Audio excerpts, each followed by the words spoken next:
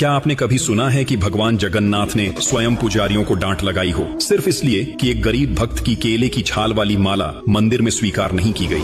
कहते हैं कि रघुदास पुरी के एक महान भक्ति योगी थे जो भगवान राम के परम भक्त थे। उनका आश्रय जगन्नाथ मंदिर के सिंहद्वार के पास एक बड़े छत्र के नीचे था। एक दिन उन्होंने मंदिर में प्रवेश किया और देखा कि भगवान जगन्नाथ के सामने राम, लक्ष्मण और सीता का दिव्य दर्शन हो रहा है। यह दृश्य देखकर रघुदास को यह विश्वास हो गया कि जगन्नाथ और रामचंद्र एक ही देवता हैं और उनकी भक्ति का स्वभाव सखा प्रेम में बदल गया। एक दिन रघुदास ने अत्यंत प्रेम से भगवान के लिए एक सुंदर माला तैयार की। माला तो उन्होंने फूलों से बनाई थी, लेकिन डोरी न मिलने के कारण उन्होंने केले के पेड़ की छाल को धागे की तरह इस्तेमाल किया। भक्ति उनकी सच्ची थी, परंतु मंदिर के नियम कठोर थे।